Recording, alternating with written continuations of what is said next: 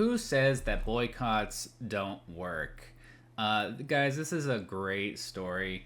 Apparently, Target is suffering from massive boycotts in the wake of their rolling back their DEI programs just because Trump got elected and they wanted to get, hitch their wagon to his train or whatever. I love this. This is great.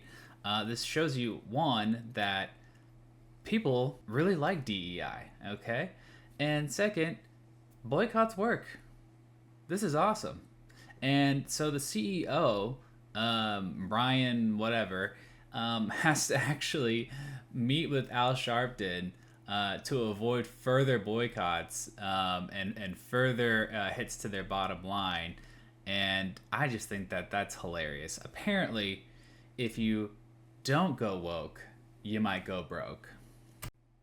Have come together to boycott Target for 40 days during Lent because the giant retail store rolled back its DEI initiatives. According to Retail Brew, Target experienced the 10th consecutive week of a decrease in foot traffic and a drop in its stock price. The Black Chamber reports Black people spend about $12 million a day at Target. Thanks to Placer AI, we can track foot traffic at Targets in the Carolinas. And from March to March, in North Carolina, there's been a decrease of about 8%. In South Carolina, nearly a 5% dip in foot traffic.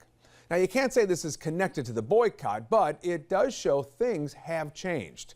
WBTV's Dedrick Russell visited a church that signed up for the boycott and is prepared to say no to Target longer until their demands are met. It's tonight's cover story.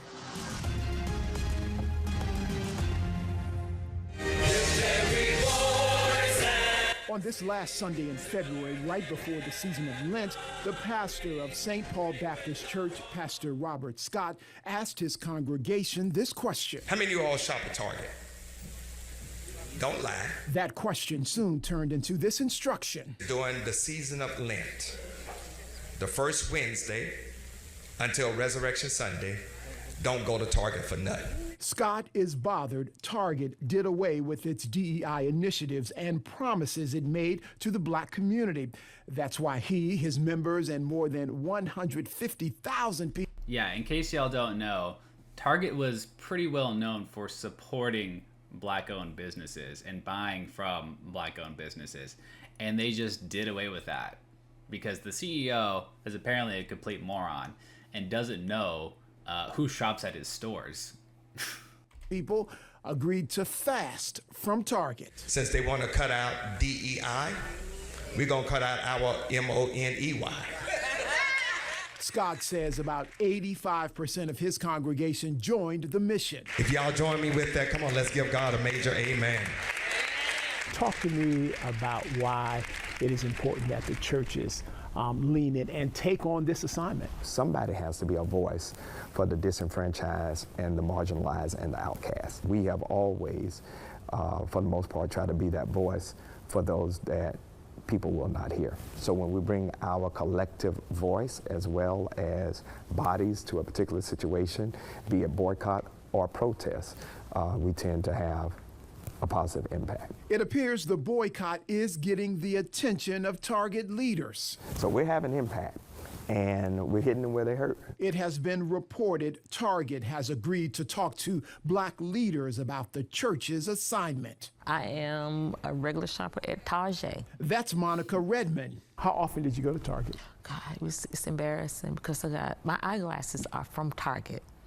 So I'll go to Target Optical. This Target shopper was at church when she heard her pastor give the charge. I said, amen. You said amen? Amen. Because a lot of the things that pastor talked about that day, I did not realize. I did not know about the DEI part of it. And when he talked about it, I said, okay. That was it. That was it for me. They're not giving my dollars. Redmond is now in this fight for the long haul. And so it's important to me to spend my dollars where it's helping people and helping to bring people up. And so I will not, even after Easter, continue to go to Target. if their practices don't change. What would make things right? See, and this is where, Target and other big box retailers who rolled back their DEI programs made a big mistake, okay?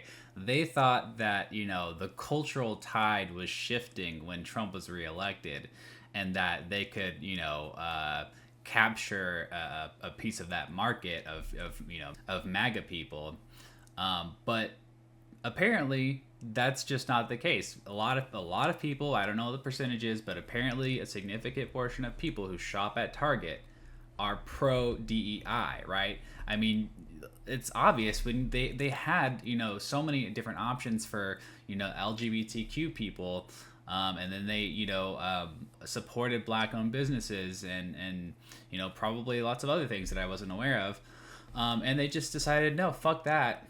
We're gonna completely ignore just how beneficial that was to our business and how big a part of our business that was.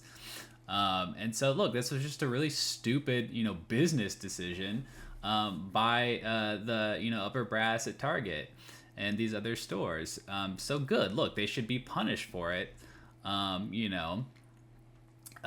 the market, right? This is a market reaction to their stupid decisions. Right between the black church and Target. Target doing what they said they were going to do already. These are the church's demands for Target.